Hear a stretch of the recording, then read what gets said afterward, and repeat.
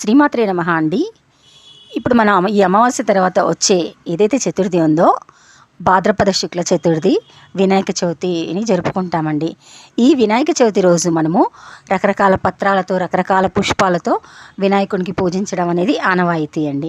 ముఖ్యంగా 21 పత్రాలు ఉంటాయండి. ఆ 21 పత్రాలు ఏవైతే ఉంటాయో శాస్త్రరీత్యా ఆ పత్రాలను మాత్రమే తెచ్చి మనం పూజించాలి. అంతేకాని మార్కెట్లో వెళ్ళేసి అవన్నీ ఎవరు తీసుకొస్తారులే, ఎక్కడ దొరుకుతాయిలే అనేసి మార్కెట్లో వాళ్ళు ఏవేవో పిచ్చి ఆకులు అన్నీ కలిపి ఇచ్చేస్తే అవి తెచ్చేసి పెట్టడం కాదండి.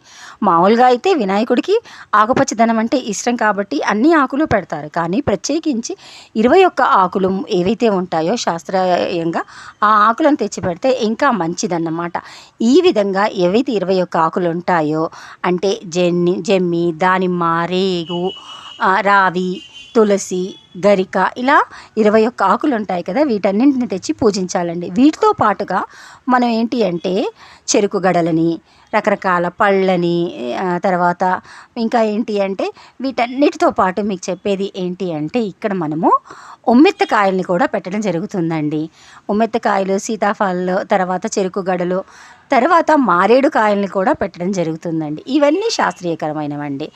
సో ఇంకా నేను ఇక్కడ చెప్పదలుచుకుంది ముఖ్యంగా ఏంటి అంటే మనకి వినాయక చవితి రోజు ఖచ్చితంగా దోసపండు అనేది పెట్టాలండి. ఎందుకు చెప్తున్నాను అంటే వినాయకుడు అంటే ఏనుగు యొక్క శిరస్సు కదండి. ఏనుగు యొక్క శిరస్సు అంటే ఏనుగులకి దోసపళ్ళు అంటే చాలా ఇష్టం, ప్రీతికరం. కాబట్టి వినాయక చవితి రోజు ఖచ్చితంగా మనము నైవేద్యంగా వినాయకుడికి అన్ని పళ్ళు పెట్టినా సరే పెట్టకపోయినా సరే కానీ దోసపండు మాత్రం ఖచ్చితంగా నైవేద్యం పెట్టండి. అది లేకుండా మాత్రం పూజ చేయకండి. ఎందుకంటే వినాయకుడికి ఈరోజు దోసపళ్ళు అంటే చాలా ఇష్టం అన్నమాట. శ్రీమాత్రే నమః.